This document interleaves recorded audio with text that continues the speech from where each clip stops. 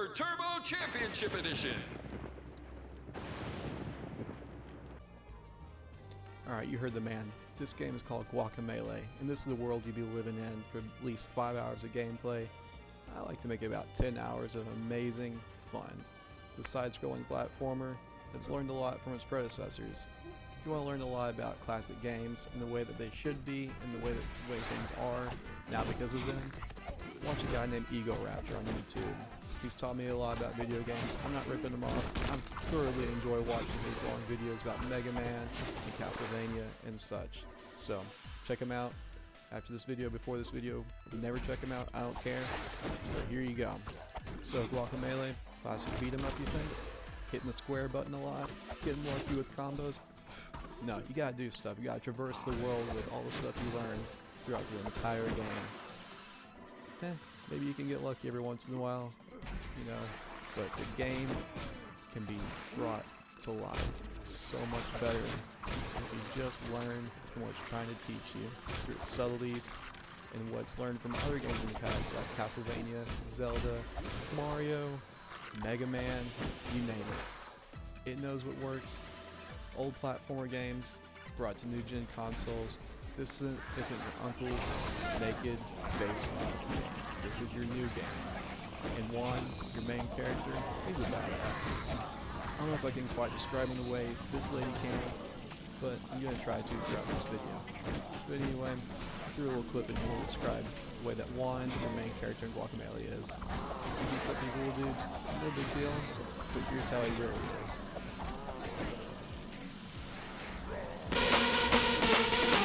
The dopest, flyest, hardcore motherfucker.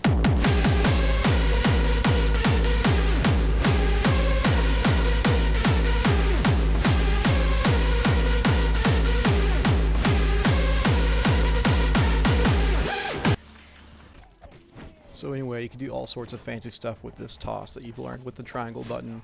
You toss those bags of bones everywhere. Make a chain reaction like bada bing, bada boom, go fuck yourself, skeleton, go eat a damn sandwich and gain some weight. Even though you can kind of get away with just mindlessly mashing the square button like I said earlier, these combos are freaking smooth and effective. It's kind of like the Batman Arkham Knight series that we're doing, pretty smooth free flow. The sequence flow from enemy to enemy is pretty much what separates this game from the rest. It's like a side-scrolling Arkham City, not Origins. We don't talk about Origins. We don't even talk about Origins ever. Okay, we might some, but not in a good light. Anyway, I digress once again. The mixture of enemies is phenomenal. When you get into battle arenas, they lock you up in some room. You even see some resemblance between enemies like the skeletons you throw against the wall, like ones from Castlevania. Go play an old game, it's pretty cool. The way Guacamelee mixes up between closed battlegrounds and open landscapes is pretty spiffy, I must admit. It gets the player to engage in combat or just run by, find a different way to get through the level. It may seem a bit laborious once in a while, but speaking of laborious, there's no bullshit scavenging in this game. Drinkbox Studios wants you to truly enjoy the adventure without the hassle of figuring out a plan, so you can finally put an item A, B, and C together and get somewhere you necessarily have to move. But you do have to learn some new tricks along the way to get to new areas, but you don't have to scavenge. Hey you, yeah, do you see those stairs right there? The ones that are kind of invisible? Pay the fuck attention, because I'm going to mention them like 45 seconds from now or so, just guesstimating. Just making sure you guys are paying attention. It's pretty neat stuff. Alright, cool, whatever. Back to the video. Bye. So I'm going to rant and rave all day long about Guacamelee's level design. So at first you see these portals for the first time, like, okay, I'm going to jump through that. No big deal. Cool. Everything's dark. Big fucking whoop. You run the same enemies? Okay, whatever. Start beating them up. Cool. Good job, Guacamelee. You just made the screen darker than it was before. Everyone can see that, even people who are colorblind like me. No new enemies, whatever. Jump through it again. Wait, did I see some weird stairs back there that were like semi-invisible? They're like transparent. I wonder what these portals may do. So you transition over. Ah, there's stairs now leading up to somewhere you couldn't go before, because look down. Those were stairs you went up before, and now there are stairs above those. So you go and jump up. They're real stairs. You jump through the portal, a new dimension opens. It's supposed to be the dimension between the living and the dead. The whole story mode explains it. You're in a heart. We'll explain what the heart is later in the video. Anyway, so you discover a new tool. Pretty spiffy. You jump through portals all the time now. Back and forth. Alters things. You see things that are transparent and things that are solid. Things that are shiny. Things that are just solid. So you learn to jump and try things out. It doesn't totally set you back when you die in this game. It's pretty forgiving, but it's enough to tell you, hey, you fucked up, kid. So you jump off. You keep jumping off, you die, you're like, okay, I haven't learned the skill to do this yet. There's no way I know the skill to do that. That would be easy if I knew it. So you go back and try it again.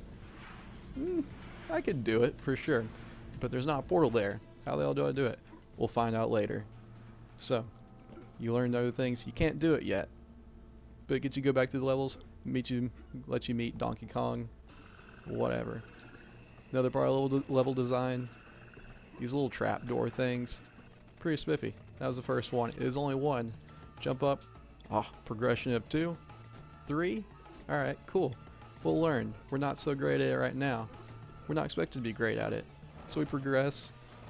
Maybe this is the game telling you, hey, the more things that you see of this means it's probably at the end of the level there's going to be something pretty spiffy that you want.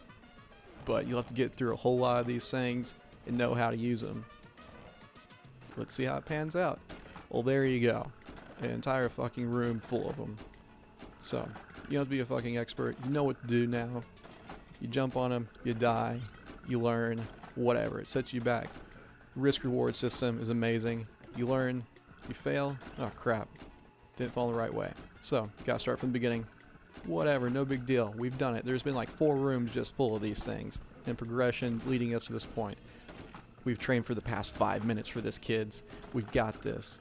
Keith's behind my back watching me play this. No, he's not. We're never together anymore. I miss him. Anyway, so you keep playing. You're like, okay, this level's taught me exactly how to do the timing. Bada bing, bada boom. You get a skull, bright colors. Reward system's amazing. You get satisfaction instantly. High five to yourself. So, Guacamelee, kind of like Zelda. You get to talk a whole bunch of random townsfolk. Interesting conversations. Some of them don't mean anything, but they're funny.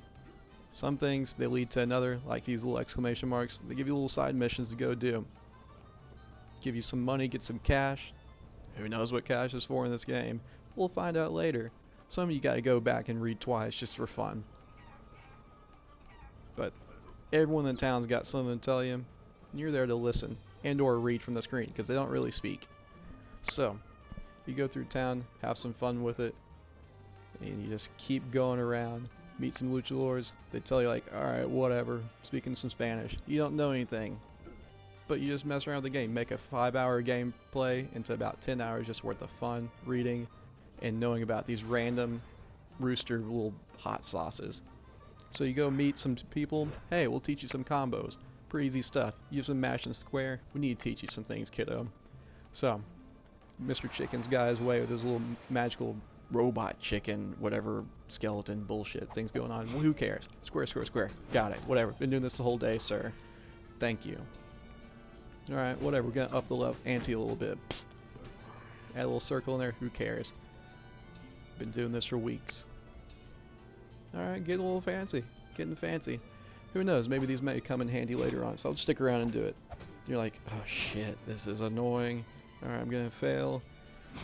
It's forgiving. It doesn't kill you when you just fail, but it's just annoying as fuck and you can't do like simple combos. And so you're like, alright, cool. I can keep doing this all day. This will come in handy. Alright, I got this.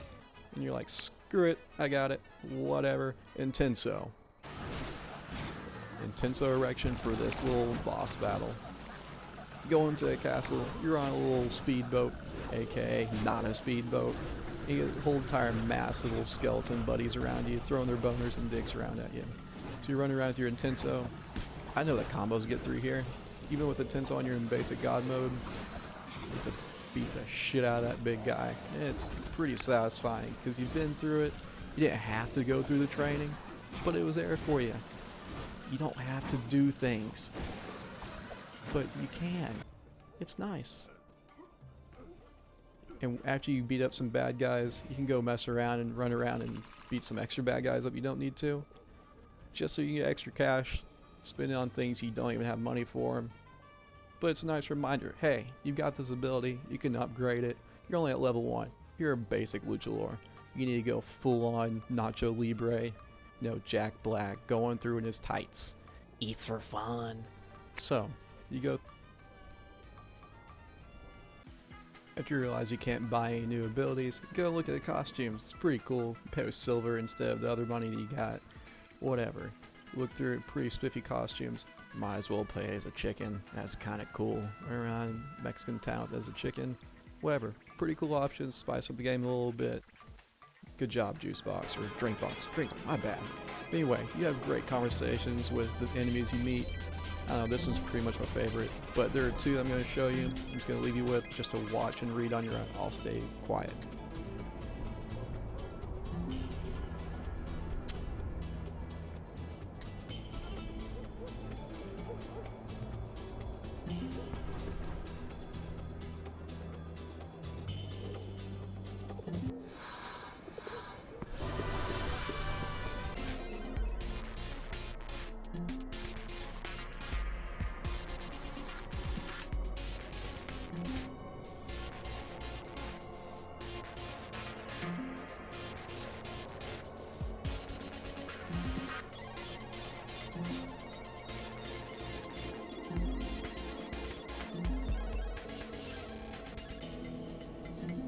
Why don't you go back to your home on Tor Island? This game alludes to amazing classic titles such as Zelda. There you go, boom, your classic Zelda heart. And Donkey Kong, pff, amazing. And who can forget Super Mario Bros. Classic. Drinkbox Studios definitely did their goddamn homework on this game. They knew what they liked, they knew what the people liked the past decades. They put it in the game for God's sake, and they learned from it, and they made it into an amazing new generation game. So, another thing they do, level design, once again, god damn it, literary term that I love too, foreshadowing. There's a sleeping dragon, it can't see you, you're underneath it. You sneak around, this level is designed for it not to attack you. You wake up a little bit, who knows. Maybe later on the level, when you beat everything you need to, there's the best freaking chase in my entire life in a video game. I died at least 20 times trying to learn how to do this fucking transition through this entire level without dying. You had to wait until he came up right against you so you can knock down the wall so you can proceed again without dying. Just fantastic.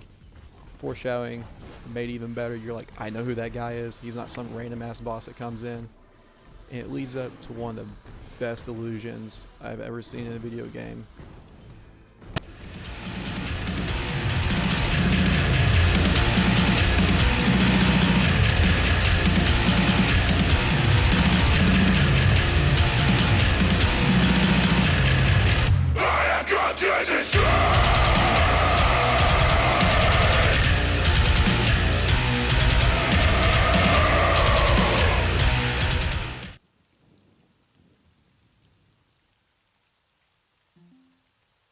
Thank you, all of you fellow viewers out there. As Juan gets his reward for beating level, I am thanking all of you for watching this video. I also encourage you guys to like, subscribe, comment, whatever. This has been from Southern Discomfort. Later.